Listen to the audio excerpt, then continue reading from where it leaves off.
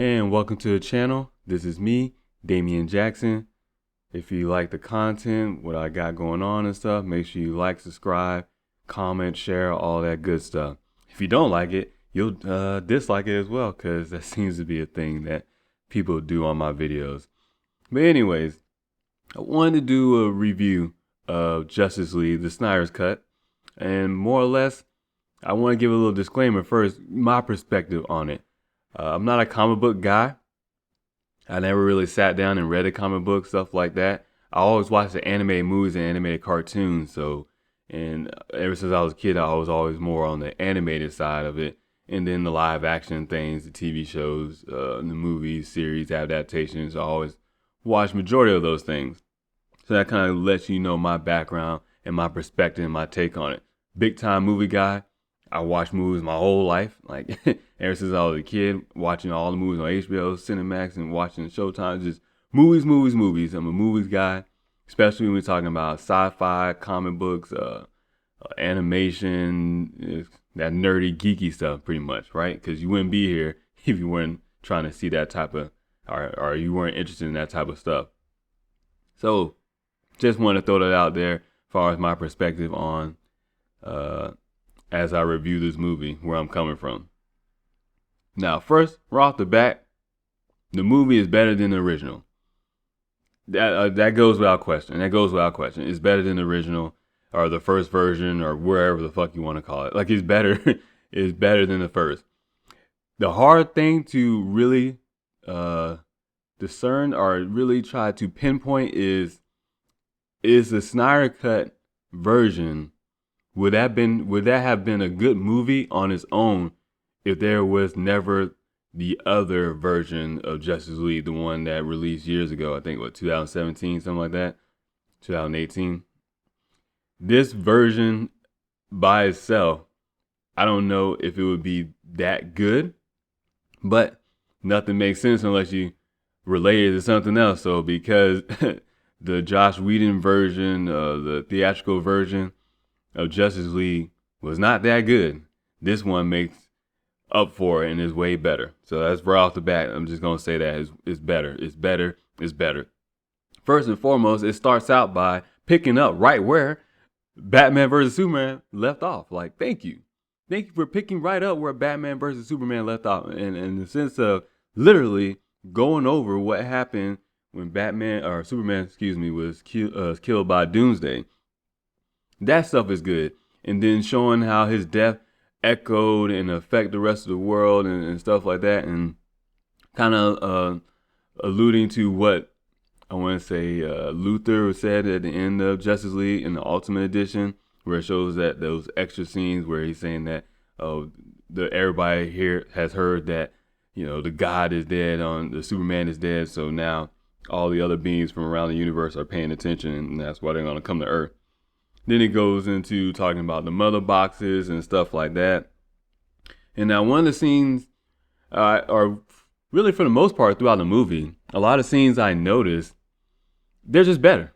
It's just better. Zack Snyder has a little his kind of director view in the way he does things, a lot of slow motion. To be honest with you, I like the majority of his movies. 300, Sucker Punch. I didn't realize I looked at his kind of filmology and see all the movies that he's done. I'm like, damn, I think I watched all of his movies.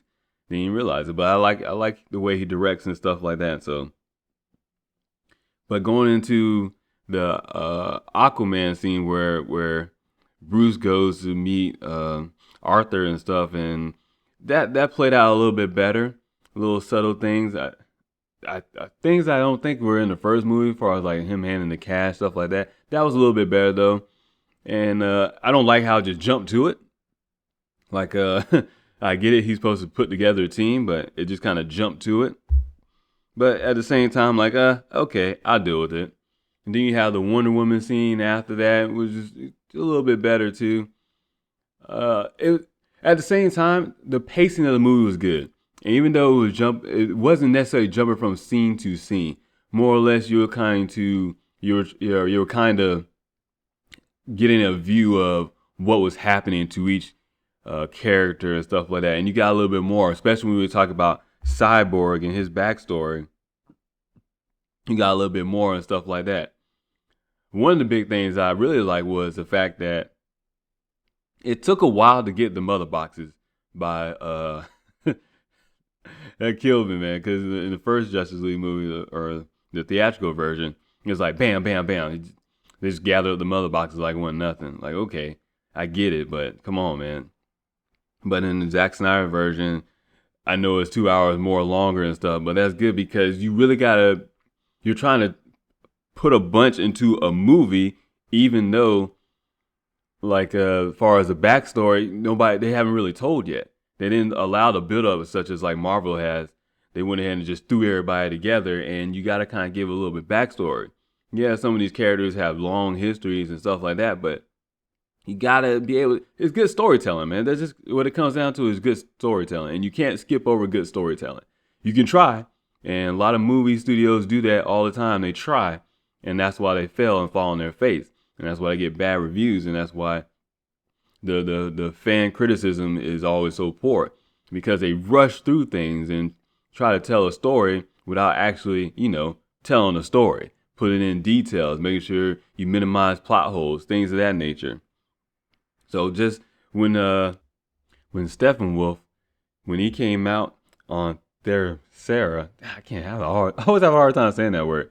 That Themyscira, man, don't butcher that again. Let's just skip over that.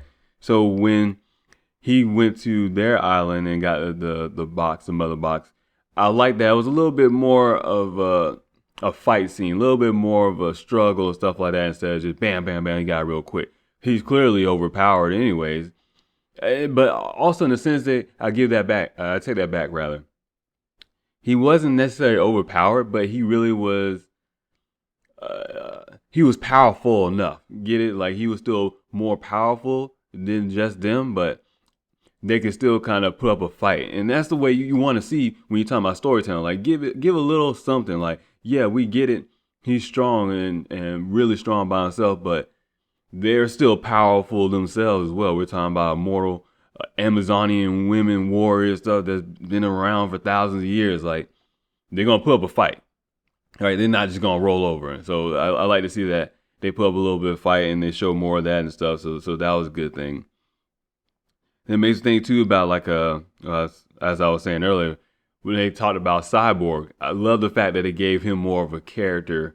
More of a development, more just anything, like just anything. Like I'm glad they took the time or Snyder took the time to, really tell a story because here's a character that really, especially for people that don't know too much about it, you don't know anything. Actually, that includes myself, more than less than some of the animated stuff. You don't know too much about him.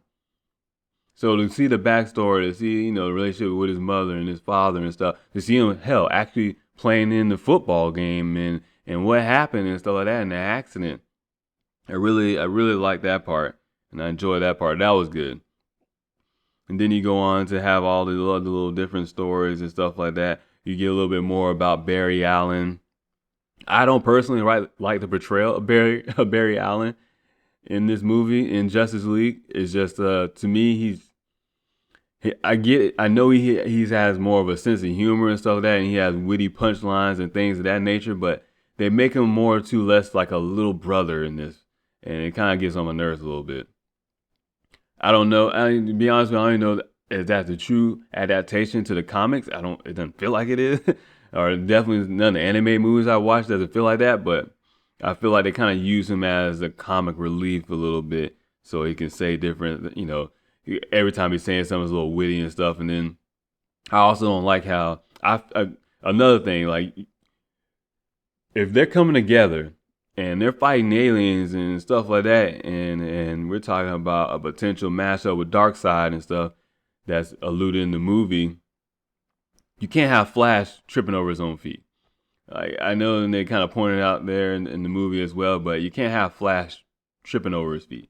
And there was a lot of different little dialogues that have been cut in and out and stuff like that, and they took some scenes out, so that's good. Like, I don't want to skip too far ahead of what I'm saying, but I'm all over the place with this, so whatever. I remember in the cargo plane, or in the plane, whatever, they were going to fight Steppenwolf, and in the theatrical version, Wonder Woman throws her lasso around Aquaman, and he starts saying all that. And Snyder's cut, they got rid of that scene altogether, which I'm glad because it was pointless. It was pointless. I get that it was trying to show like a bonding moment and stuff, but it still was a pointless scene.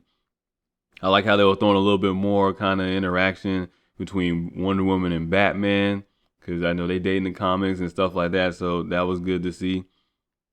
One big thing I really liked when they brought out the Martian Manhunter. I was like, well, okay. I like this now. Granted, you're throwing people in, you're throwing a character into it out of nowhere. It makes you wonder too why he didn't come to fight and stuff like that. But eventually, towards the end, in one of the epilogues and stuff, it showed that he was there to help out, and he wanted to let Batman know, Bruce know that he's there to provide assistance and whatnot. It's just, I like it, but at the same time, we're just throwing characters out there. And the way Martian Manhunter kind of revealed himself is actually he was disguising himself as Martha, Clark's mother, and she was talking to Lois Lane, and really he was just trying to get Lois Lane to realize that she plays an important role in all this, which really is don't die. If you know anything about it, kind of seems like it takes off a little thing from Injustice, as far as alternate future that Bruce keeps seeing, where Superman turns evil, turns bad and stuff. Come to find out in the epilogue towards the end of the movie, actually after the battle and everything with Steppenwolf, what really is going on is that if Lois dies, or Batman allows Lois to die, then that makes him really mad. It makes Superman really mad. He turns evil, blah blah. But now I'm skipping ahead of myself. Some other things I want to point out. Them doing the flashback when I like that the fact that Diana, when she went to the temple to see the flame and stuff like that, and then she jumped down and then she went and saw the history. I like that because it shows that, hey, she didn't just pull this out of her ass. Even she just wasn't just saying it out of nowhere. She knew some of it, but she didn't know all of it. Granted, it makes you wonder, for her to be 5,000 years old, you think she would have known this tale, but whatever. I guess she knew a little bit of it, but she didn't know exactly everything. Whatever, we'll go with it. But I like the fact that they show where her information was coming from, and then when she relayed that storyline, you know exactly where it was coming from and stuff like that. The best part of the flashback, when they did the battle scene where Steppenwolf was in the mother boxes, instead of having Steppenwolf there, they put Darkseid there. I like that because you're showing Darkseid. You're showing what it's really about. It's about Darkseid. Steppenwolf works for Darkseid. Darkseid is the evil mad person, the conqueror who wants to destroy everything and enslave everybody. That's your ultimate villain right there. Darkseid looked great, which is, I'm not even gonna lie, it shocked me because I was like, okay, whatever. How they gonna make Darkseid looks really good and really distinguishable away from like a Thanos. So that's good too. They didn't try to go that route where it's kind of almost make them seem blended together, but. The scene where he goes and he comes to Earth and he fights and stuff like that, and he shows up there and all that stuff. That's really good. I like how they did that. I like how they showed the Atlanteans and stuff out of water, the Amazonian men and stuff. I like how they showed the old gods. You're showing Zeus, Ares, stuff like that, all your Greek gods or whatever else. I like that they showed that part. I like that they showed that they all teamed together and they took down Thanos not Thanos, yeah, I got me saying Thanos. They took down Darkseid because outside of that, it's like, there's no way you telling me all of them can beat Steppenwolf. He's not that powerful. Darkseid is a powerful being, and it's going to take a lot of people to knock him down. Even though in like your comics and your anime movies and stuff like that, he's extremely powerful, like universal, crushing powerful, but tone that shit back, because I get it. I understand that. You can't have a super OP character in a movie and it just seems like completely undefeatable because Batman is already kind of OP. Excuse me. Superman is already OP anyways. So that's already an issue in itself. So you gotta have some balance. You gotta have some struggle, because once again, good storytelling. So I like that scene. That was a really good scene. And I think it showed that he uses Omega beams, if I'm not mistaken. I think it showed that he uses Omega beams. I can't remember. I like the backstory, like I said, with Cyborg, but also his father being involved in their kind of relationship. 'Cause it shows some character. It shows that yes, he's Cyborg, but he still has humanity to him and stuff like that. I like that. I appreciate it. It was good. I like how they did a workaround with far as the reasoning to have Superman be brought back to life, and they're playing around it and stuff, and not just, oh, we're just gonna do this, bam, and then we're gonna go do it. They actually show them, going there and stuff like that, and going to dig up the body, and yeah, like, man, just take the time for storytelling. I get it. This is 4 hours, and this might not be the thing for some people in a theatrical session, but fuck it. For me, that's if you're gonna tell a story, you're gonna tell a story. If you're gonna rush and throw all these characters together in one movie without no real individual backstory for majority of them, then you're gonna have to take the time to explain some things. You're gonna have to take some time to have some character development.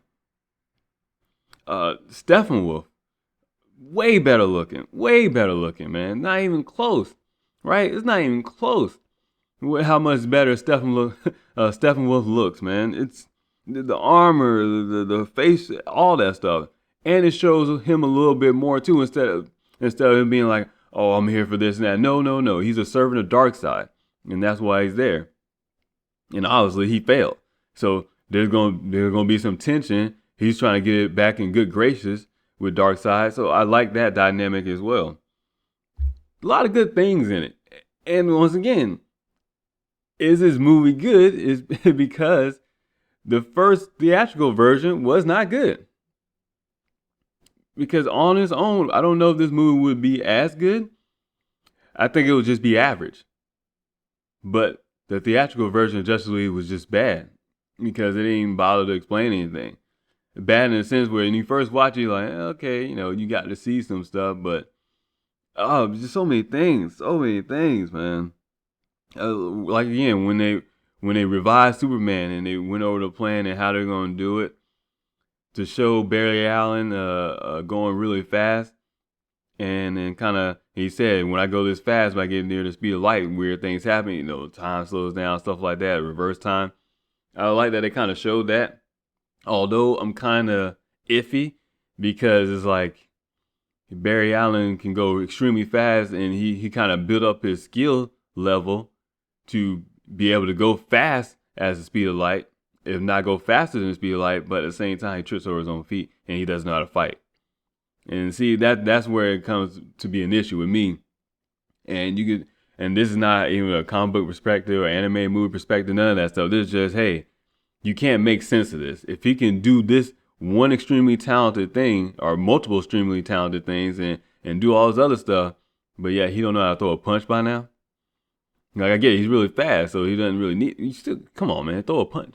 Like, you ain't gotta trip over your own feet and stuff. He always gotta be the goofy looking character every time too. It's kind of annoying to me. After a while, he was starting to get on my nerves, and I was like, oh man, I really wish he would just shut up or they minimize his lines. I just don't like the way he's portrayed. But I get it. I don't even like how. I still wish they would have did something different as far as why he joined Justice League. Batman asks, I don't have any friends. Like, come on, man. A little bit better. A little bit better. Like, and we don't even know if he was off fighting crime or he was doing other stuff or what the fuck was actually going on. I guess we'll get that in the backstory, but it's like, once again, you're trying to introduce a bunch of characters and there's no real backstory, and you gotta kind of fill that in a little bit. Whether it's a couple lines or a scene. But like I said, this movie is good in comparison to the other movie. But on its own, I don't think it's actually that good. But we'll never really know because the reality that we live in this timeline, at least, we saw the theatrical version first. Maybe in the alternate timeline, they got the Snyder cut first, and then they're like, this shit still ain't good. I can see that, though. I can see it being that way. But one of the big things I actually enjoyed was the whole Lois scene when Superman comes back to life and he's at the monument and stuff like that, and they didn't do the whole, they didn't stick with the whole as far as Zack Snyder's version, he didn't stick with the whole, oh, we're gonna bring out the big guns and use Lois Lane as someone that we know can get the Superman and get the Clark and stuff and get to his humanity. Like, I'm glad that that was not planned. I'm glad that they set it up where she was already going there every day anyways, and just so happened to coincide she had to be at the right moment, the right time. Call it date, call it destiny, call it fate, call it whatever. I like it that that happened where she was already there. That's a little bit better writing as opposed to, oh yeah, she's our secret weapon, we're gonna use her and stuff like that, because that's kind of like, that's reaching. That's giving her the chance. That's giving her the chance. That sounds like a bad plan. It's a really bad plan. The whole thing was a bad plan, anyways, when you think about it. But at the same time, I'm glad that it happened that way. That they wrote it into where she was already there and she popped up at the right time because she's there every day at the monument mourning his loss. So I enjoy that fact. I'm like, thank you, because this is a little bit more believable as opposed to, oh yeah, we just got a plan, blah blah, let's throw it in there. To me, that's lazy writing. That's just me though. I like that he went into the black suit, that he went on the ship and got the black suit. I don't think they really actually explained what the black suit meant, but I don't know if that was just a thing for. Nah, man. Even for those people that know things about the comics, like I said, I don't read the comics. But what I do is go look at videos and watch people that read the comments, that go and the source material, not from the New 52, but from the original stuff going back, way back 80s, 90s, or 60s, 70s, 80s, 90s, all that stuff, going back to going back through the whole history of these characters. Because for me, when I watch a live adaptation of a movie such as like Superman, Batman, Justice League, these comic book movies, Mortal Kombat, things like that. When I watch these movies, if I don't know everything, I want to be able to go online, watch a video of someone else talking, research it, or maybe just buy the original book or something like that and be able to fill it in myself. Because I understand that they can only explain so much within a good time span of 180 minutes, something like that. I understand that.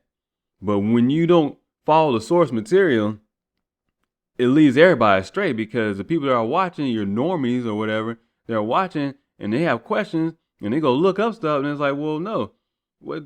Why? Wait a minute. This is not what was in the movie. Why is this not in the movie? Why'd you guys change this? And I'm not talking about those people that look up stuff and see the most recent comments. I'm talking about you go back to the original comics, when that shit came out, and how they changed throughout the years and stuff. And what's the most popular story? That's the thing. What is the most popular story that stands out throughout that comic history? And you go with that, because if you stay true to your original fans, your diehard, hardcore fans, the ones that love the content that you're making, guess what?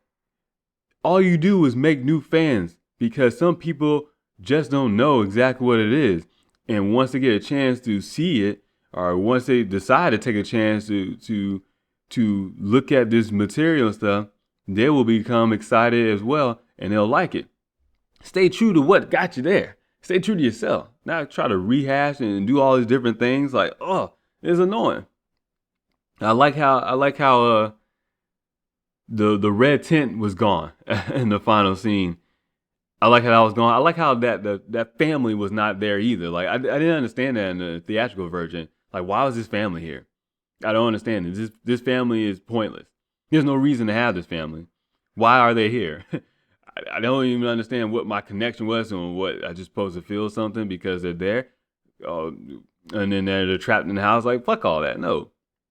You didn't see when the thing came down that I'm pretty sure everybody would have evacuated by then, long before then. If not, they would have been dead. Like, let's be honest. If they didn't get out in time, they would have died already. Or whether they would have died inside their homes, or whether they would have died risking their lives to get outside the homes, get further away, they would have been dead by now. So I like that the family wasn't there. I like that the whole red tent thing was gone too. It made it look a lot better because I'm like, why is there a red tent? Well, I get it that there's an energy shield over the dome, over the barrier, stuff like that. But even it was just weird. It was just weird for me. It was just weird for me because even after they brought the protective barrier down in the theatrical version, I think the red glow, the red tint was still there. I don't remember, but I'm just glad it wasn't there when they landed and stuff like that because that was over the top. Cyborg suit showing him struggling to fly and understanding his abilities and what he can do, and his father explaining to. Thank you. That makes so much sense. Explain it. Let him realize what's going on and stuff because he's processing all this information and things like that. Showing that he has to have stabilizers on his suit to fly and everything, or on his body rather to fly and everything. That's good. These are there's a lot of good moments in it. I like that it showed that Steppenwolf, like I said, he was powerful, but not too powerful because guess what? Darkseid is even more powerful. So you gotta build your way up. He's an entry level boss. You play that video game and you like, this dude is tough. He's a tough boss, but he's not the boss level boss. Like he's not the end all be all person you gotta fight and gotta worry about. I like that Darkseid kept popping up and stuff.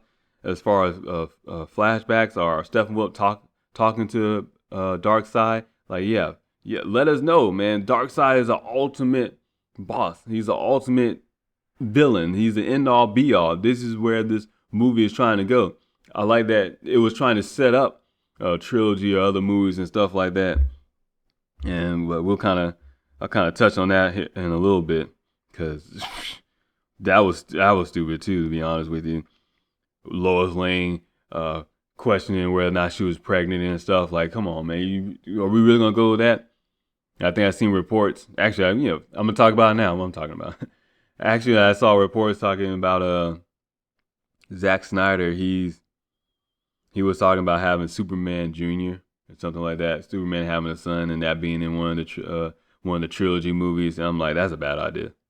Why are we going there? Why are we going there, man? I don't want to see that. Like, nobody wants to see a Superman Jr. Nobody wants to see.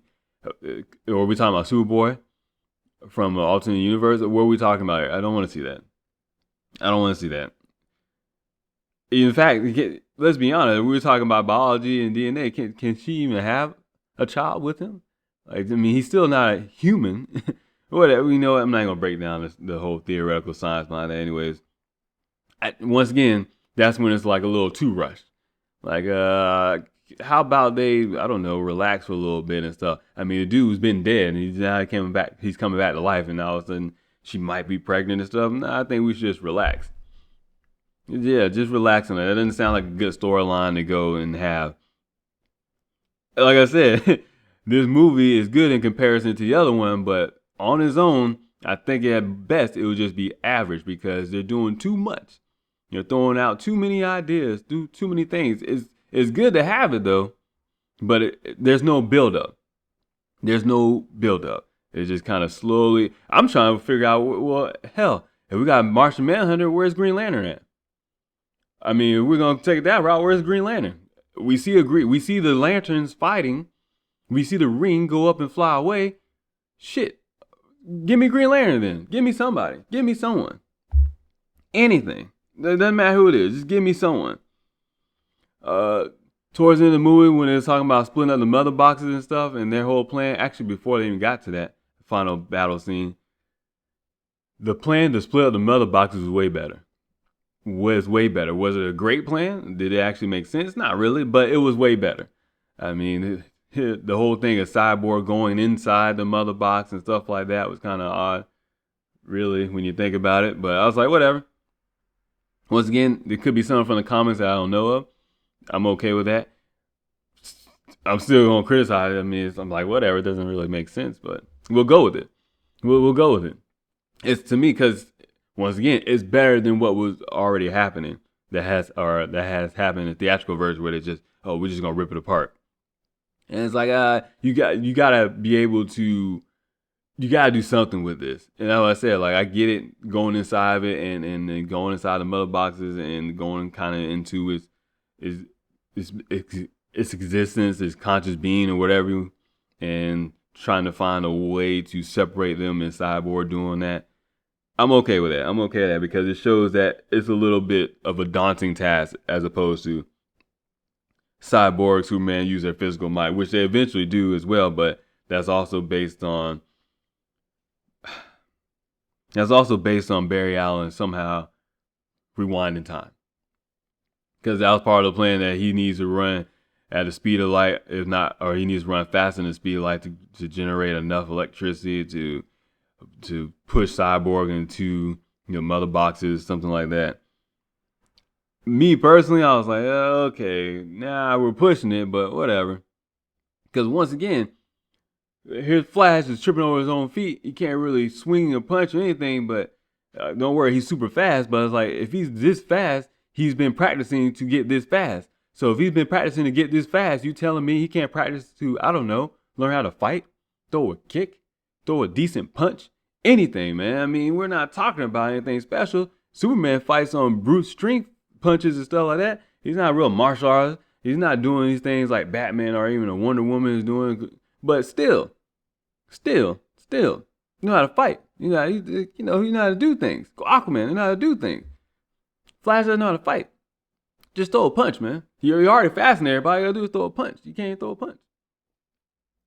He can't throw a punch. Oh man, I can't get over that. It's just I mean, we won't talk about no speed clones, none of that stuff, but yet he's going faster than the speed of light, and he does this little thing or whatever to jolt Cyborg into the mother boxes, whatever. Like I said, I'm okay with that plan. I'm not a big component of it, but I'm okay with it. And in the part where he got hit by the gun and then he used his healing ability, it's like, oh, now he can heal fast. Now he learned how to heal fast. But once again, he doesn't know how to throw a punch and he trips over his own feet. But don't worry, now he knows how to heal fast. I was like, okay, we'll just go with it. Like I said, I like how it was a different ending for our splitting up the mother boxes. Oh man, I'm not gonna lie. When Flash reversed time, it was kind of like, because I think Darkseid had got the boxes or something like that, and they merged. They finally merged, and they're going to destroy everything on Earth or whatever and terraform it. And then the Flash, he ran fast, and then he rewound time and stuff like that and stopped it. I'm okay with that.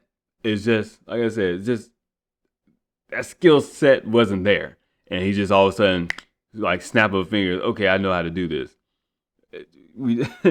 Character development, man. Character development. Build it up.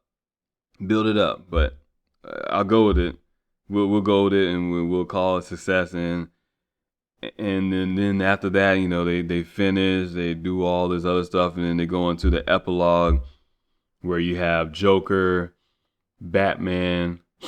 Actually, before that is Lex Luthor, and then he is talking to Deathstroke. Lex Luthor breaks out of prison, talks to Deathstroke. So they set up another Justice League movie, or at least something with Deathstroke, so that's cool. I mean, we're talking about hypothetical things that clearly are not going to happen, so it doesn't even matter. But I like how they have that, and I like how Batman had a little flash again, or a future or whatever, future timeline, alternate timeline, where it's him, Deathstroke, or Batman, Deathstroke. The Flash is different now. He's more mature, more battle ridden. He got a little face mask, his full helmet armor and stuff on like that. Who is it? I forget. Mara, one of the Atlanteans. She's there. Aquaman apparently died. Wonder Woman. I don't even think they said anything about Wonder Woman. I don't know if she had died or not. And I think this is an Injustice timeline. I could be wrong. I probably am wrong. Let's be honest. I probably am wrong. But that's just my take on it. But I think that was. And then you had the Joker there. And it was kind of like, why'd you bring the Joker here? And then Joker and Batman go back and forth. So I like that part. I really actually like that whole scene with Joker and Batman going back and forth. And the Joker is like that one person that get under the Batman's skin and just mess with him and get in his head. So I enjoyed that part, and it wasn't over the top.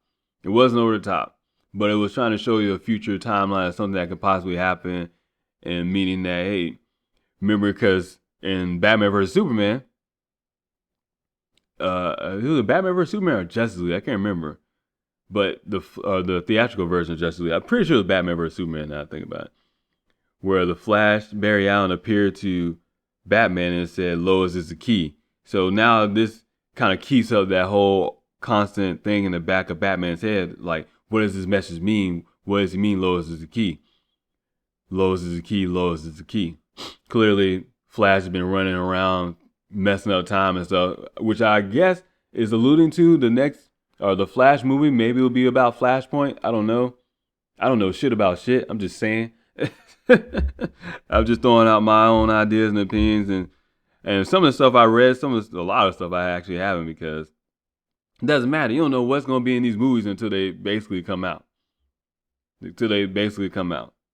Martian Manhunter, like, once again, when Batman comes up, awakens out of his little vision, dream, nightmare scenario, whatever, talking to the Joker and stuff, and the Martian Manhunter comes back to Batman and says, hey, or comes to Batman for the first time, excuse me. And it's like, yeah, my service is here if you need me. Which I think is funny, because, like, hey, yeah, we needed you when we was fighting Steppenwolf. Where were you at then? But whatever. He has his own thing that he's doing and stuff like that.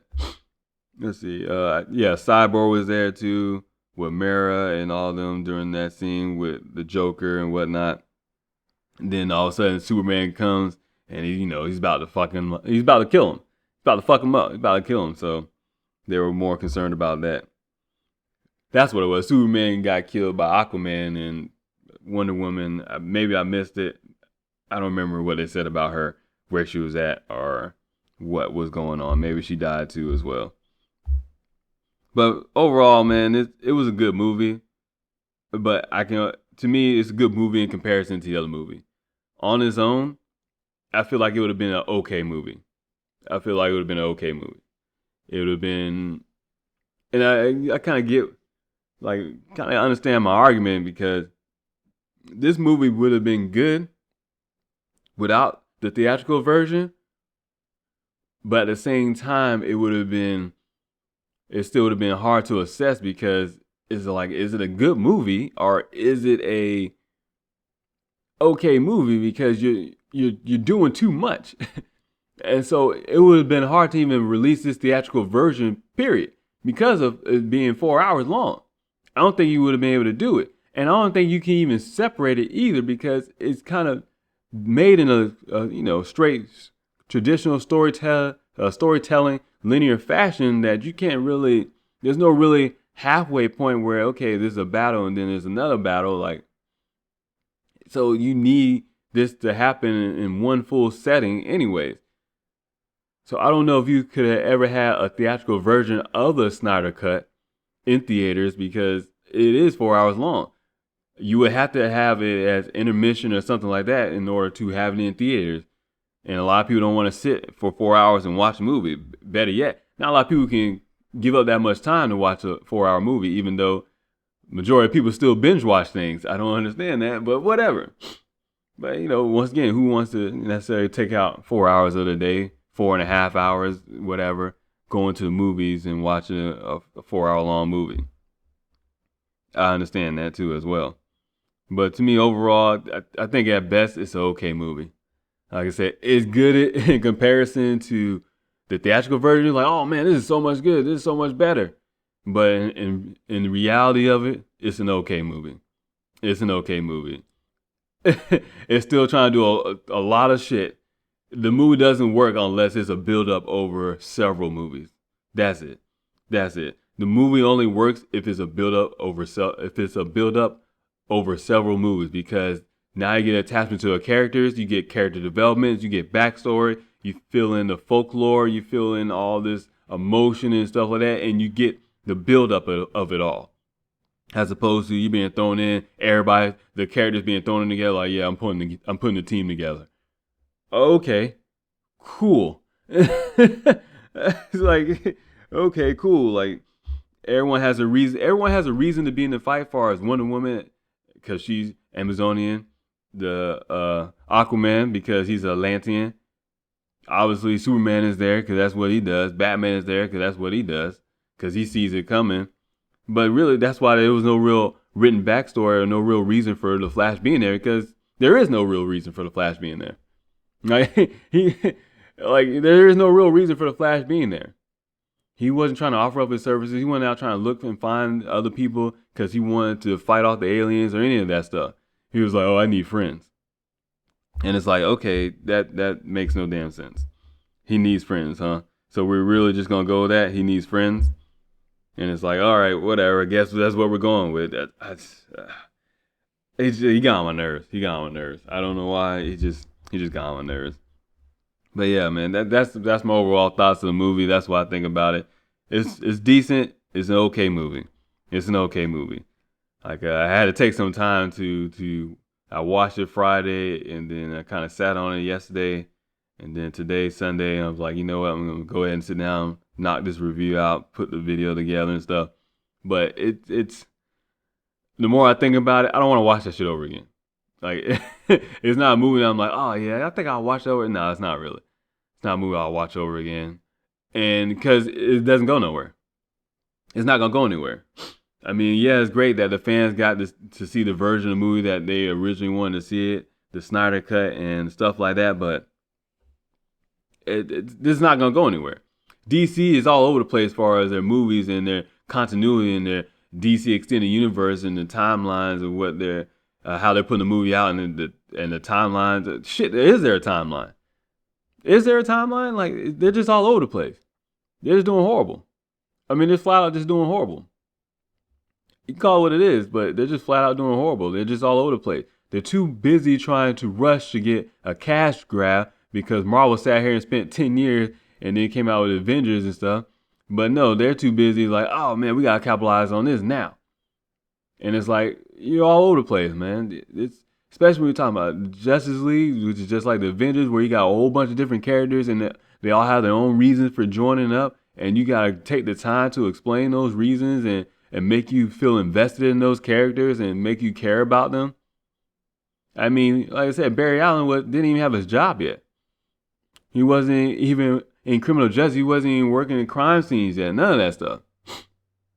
He was looking to get a job as being walking dogs. And then in that whole, I guess that's supposed. Oh my God! I guess that's supposed to be Iris West. I guess we're going with a TV series where Iris West is black and all of a sudden it's just, and that's the thing. When you change character skin tone around, stuff like that, it's not about race or diversity, none of that stuff. What it's about is people get confused. Like, okay, who the hell is this? Oh, okay, this is supposed to be her? Oh, okay, cool. Like, what?